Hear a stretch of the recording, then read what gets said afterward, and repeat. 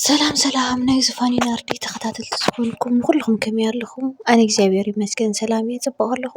ከምዚ ኣነ ሰላም ዘለኹ ሰላም ክትህልወለይ ናይ ኩሉ ግዜ ትምኒተይ እዩ። እሺ እምበር ክቡራት ኣሕዋት እናተመልከትና ከምቲ ልሙድ ኩሉ ግዜ ሒዝናልኩም እንመፅእ ካብ ኣማርኛ ናብ ትግርኛ እዩ። ሎኮና ድራማ ተኸታታሊ እዩ ሒዘልኩም መፅየ ዘለኹ። ምሳይ ክትፀንሑ ብትሕትና ይላቦ ቅድሚያ ላይክ ሸር ሳብስክራይብ ነግበርኩም ቤተሰብ ኩኑ ክቡራት ኣሕዋተይ። እሺ እምበኣር ናብኡ ከብለኩም እየ። ናይ ሎማዓንቲ ብጣዕሚ እዩ ድፍለ ብጣዕሚ እዩ ገሪሙኒ ንባዕለይ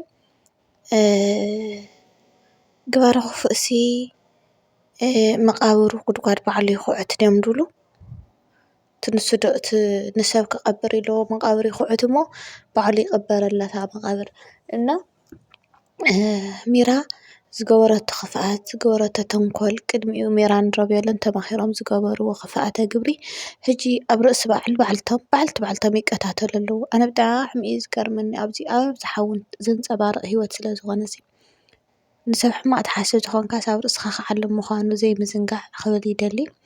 ኤንዌይስ ሚራ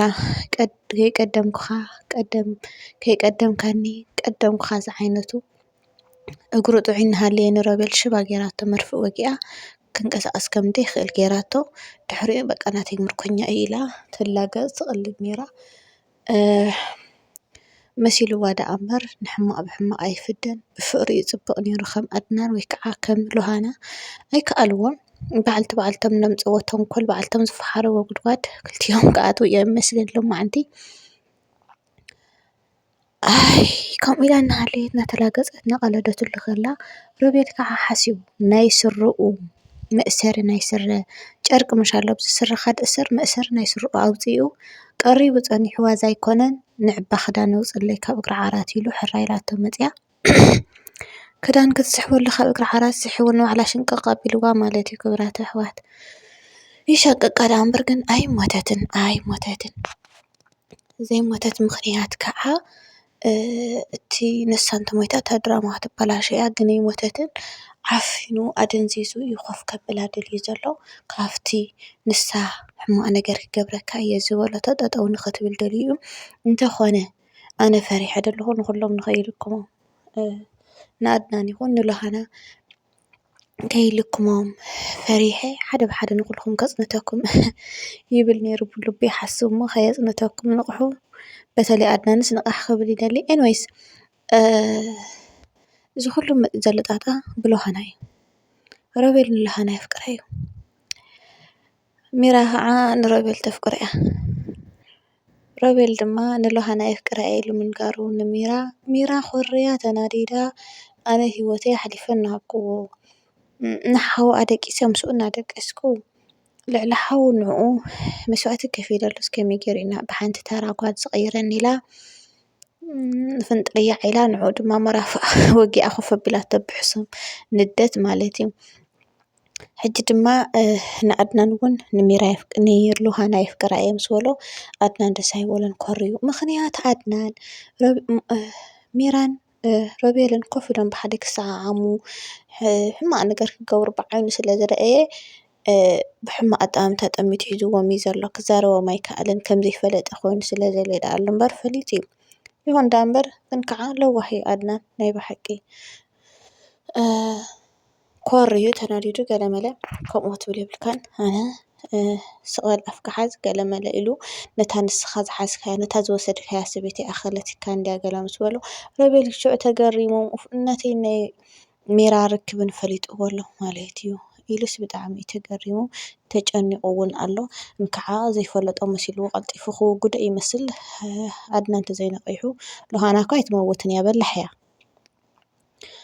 ሉሃናን ኣድናንን ከዓኒ ኮፍ ኢሎም ኣነ ንስክና ዓለልናሲ ሻሂ ቡና ክንብል ደገ ክንወፅእ ንዕና ገለ ኢልዋ ኣይ ኖ ሎማዓንቲ ትረፈና ኣብ ገዛ ንኾን ናበይ ከይዳ ሚራ ተባሂሎም እንድዒ ሚራ ናበይ ከም ዝኸደት ኢሎም እናሓሰቡ እስኪ ኣጋጣሚ ኣብ ክላስ ሮቤል ምስ ሮቤል እያ ትሰዓዓም ትህሊ ገለ ኢሉ ኣድናን ናብ ናይ ሮቤል ክላስ እትው እንተበለ ኣውዲቑ ኢዱ ኣሲሩ ገለመለ ኮፍ ኣቢልዋ ፀኒሕዎ ርኢ ይብል ኣሎ ሰንቢዱ ብጣዕሚ ሰንቢዱ ደንጊፁ ኣድናን ርኢ ኣቢልዋ ኣይሞተትን ግን ከዓ ክድና ኣቢልዋ ወፂኡ ፈዚዛ እያ ዘላ እምበር ኣይሞተትን። ድሕሪኡ ሉሃና ቤላ ኢሎም ሚራ ቤላ ኢሎም ክሓትዎ ከለዉ ንሮቤል ዋይ እንድዒ እንታይ ፈሊጠ ግን ከዓ መፅእ ትኸውን እያ ናበይ ከይትኸይድ ኢልዎ ግን ርእይዎ ኣሎ ኣብቲ ክላስ ድሕሪኡ ኣድናን ዝኾነ ተንኮል ይግበር ስለ ዘሎ እዛ ተንኮል እዚኣ ክበፅሓ ኣለኒ ክፈልጣ ኣለኒ ብድቡቕ ክፈልጣ ተዘይክኢለ ብዙሕ ነገር ሕማቕ ይሓስቡ ከም ዘለዉ ሽዑ ተረዲኡ ኣድናን ሕጂ ስቕ ኢሉ ይዕዘቦም እዩ ዘሎ ደኣ እምበር ሕጂ ተረዲእዎ እዩ ኣነ ድገርመኒ ግን እቲ ሮቤል እዚ ክፍኣተ ግብሪ ናይ ብሓቂ ክፍኣተ ግብሪ ሕጂ እናተይ ናይ ሚራ ንርክብ ይፈልጥ ድዩ ኣድናን ኢሉ ንሉሃና ሓቲ ከሎ ሉሃና ከዓ ከምዛ ዘይፈለጠት እንታይ እሞ ፈሊጠ እንድዒ ጠይቆ ንባዕሉ ሓውካ ቀርበካ ንባዕሉ ጠይቆ ኣነ ግን ዝምልከተኒ ነገር ኣይኮነን እዩ ኢላቶ እሞ የኔ ፍቅር ንዓኸ ክብል እኮ እየ መስዋእቲ ከፊል ኢልዋ ናይ ምንታይ መስዋእቲ ትኸፍል ኣነ እኮ ኣይፈተውካ ኣይፈታትወካ ነጥቕመይ ክብል እየ ቀሪበካ ንስኻ ከዓ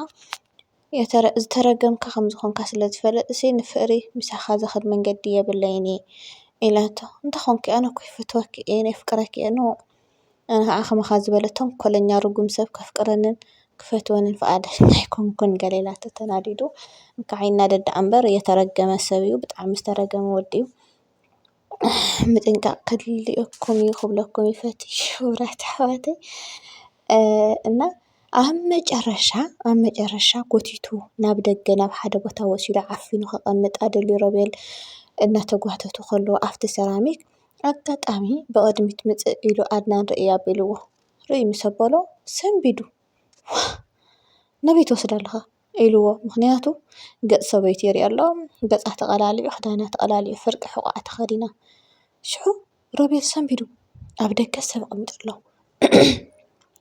ናብ ውሽጢ ገዛ ክኣትዉ ኣይክእሉን እዮም ኣብቲ ገዛ ግን ደቂሶም ኣለዉ ኢሉ